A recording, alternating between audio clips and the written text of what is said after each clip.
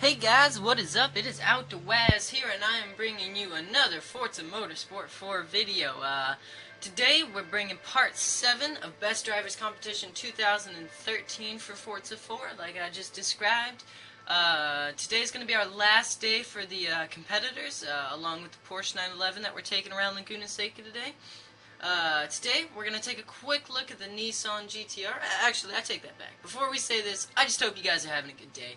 I hope you guys are ready to watch some videos, enjoy, sit back, watch your favorite YouTubers.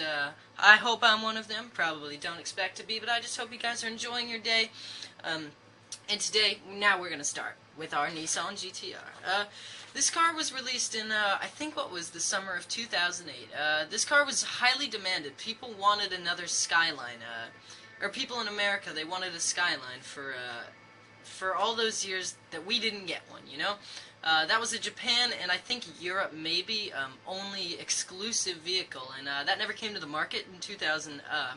That never came to the market in North America. So after some begging and pleading on our hands and knees, we asked Nissan, can you please bring us a Skyline? And they succeeded. They brought us the Nissan GTR. This car's now sold around the world. This is an international model. You know, it doesn't change much, but everywhere it goes, it's definitely one of the most polarizing, or not polarizing, but captivating vehicles. You know, it's always very quirky. It's made by a automaker that's not deeply rooted in motorsport, besides a few Le Mans attempts, you know, and maybe some GT3 or some of that other things. But it's not like it's going. It's not like it's a perennial front runner, you know. And they came out with this vehicle and they said, you know what, we're going to show the world why we should build supercars. And this car was really a wonderful solution for them. This car has almost Veyron-esque acceleration. You know, I think it's a bit under 3 seconds, so we're talking 2.9 under 0 to 60 in under 2.9 seconds, which is extremely rare in vehicles. You know, that's only for few vehicles, and I think from it to come from a manufacturer like Nissan is really one of the most amazing feats that you can achieve. It's a twin-turbo V6 all-wheel drive, you know, so we're talking a very quirky layout. You know, it doesn't also look like a supercar. You know, it's kind of high up, it's kind of bulky in its proportions, but there's no doubt when you put it on a racetrack, you start to realize that this car is more than the sum of its parts. You know, it shouldn't go fast, but it does go fast, and I think that's our day today for Best Driver's Car. It's going to be quirky, shouldn't work, but does work. You know, Porsche 911, of course, you guys will... I'll go deeper into that in our next video. If you guys don't mind, I'm just going to take a quick look at the stat sheet real quick, show you guys how this car is performing. It's an S663 when you buy it from Forza Motorsport 4, the GTR Spec V, you know, very high up there. It was 150 grand, which is more than it costs in real life, but it doesn't really matter because I think they kind of needed to balance it out a bit. Speed's at 9.1, which is very quick. Acceleration 8.3, launch 9.7. All attributed to the all-wheel drive of this vehicle. You know, it gets the power down better than maybe just say an alternative, just only rear-wheel drive vehicle. Let's see. Power's at 479 horsepower, directed to all 4 wheels via 6-speed dual-clutch transmission. You know, it's one of the earlier additions of any dual-clutch to ever reach the market, but it's still a very good transmission, you know. And it was a huge leap ahead, you know, of a standard manual or maybe a standard automatic. You know, this car was really leaps and bounds ahead of its competitors. That being said, torque's at 433 pound-feet, directed to all 4 wheels, of course. Definitely not exactly a huge amount, but enough to get it going, and I think the Nissan manufacturers, they really did work some magic with this vehicle. Weight's at 3,704 pounds. It's a rather heavy car, you know. Again, adding to the thing that, you know, this car shouldn't work, but it does work. It's not using any exotic materials, you know, maybe some aluminum, steel, maybe little bits of carbon fiber. But this car just seems to deliver somehow, kind of inexplicably to most people, but this car is really wonderful. Front to rear weight bias is 56% front, 44% rear. Here, just doing some quick mathematics here. I hope my math teacher's not too disappointed in me. So yeah, definitely leaning it a bit forward, of course. You're going to have the extra weight of the all-wheel drive system in the front opposed to just the rear, and also the engine sitting up front is going to attribute to that as well. The V6 here is 3.8 liters. I think they bored it out a little more, I want to say, for some of the newer models like the 2014, but that's alright because this is the only vehicle we do have, and I think it should definitely do the job.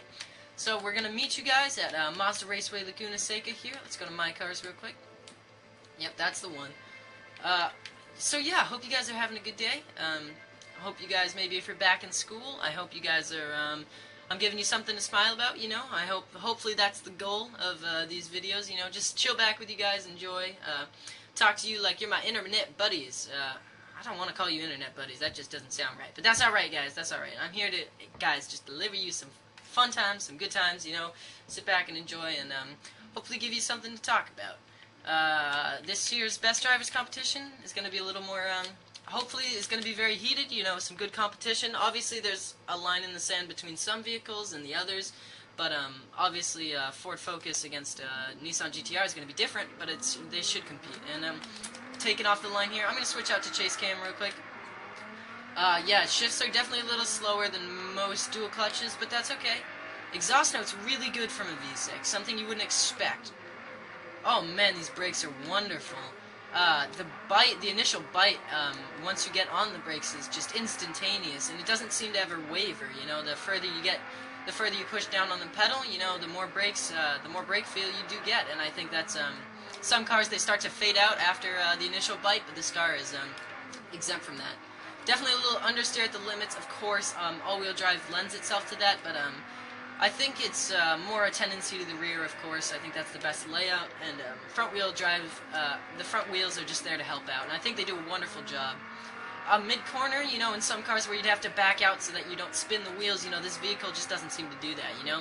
It just continues to pull, to push, you know, just keeps going. Put the throttle down mid-corner, and it just pulls you right out of the corner faster than you think you should be going, and that's really, really cool. Coming in the corkscrew here, definitely will exploit its heaviness. Yeah, I broke a little too late there. I'm going to take the blame for that. Yeah, you have to lift off in the middle of the corkscrew on like some vehicles, like maybe the Audi R8 that I tested, and I think obviously that's one of its main rivals, all-wheel drive, of course. Two similarities there, but two extremely different ways of going about it. Oh man, I'm trying to think what I'm trying to say, guys. I'm sorry about that. Definitely brakes are good. Spitting out some fire from the exhaust coming out. Oh, very good power. Very good pull out of corners. Interior is very tuner-esque, you know, very Japanese, very quirky, not exactly standard affair. It doesn't look like a luxury vehicle like, you know, some Audis or Porsches are, but it definitely looks like it's meant to be track-oriented, and I think they do that wonderfully. One of the problems they do have with this vehicle is that it doesn't remind me of anything special. You know, it kind of reminds me of a Nissan GTR, you know, a Nissan GTR. Of course it does. It reminds me of a Nissan Altima. You know, my dad drives a Nissan Altima. It's got the same steering wheel, you know. It's got some of the same vents and things like that. It just doesn't feel special, and I think that's one of the problems with this car. Though it may be faultless when it's driving, it doesn't feel exactly prestigious or like it's anything special.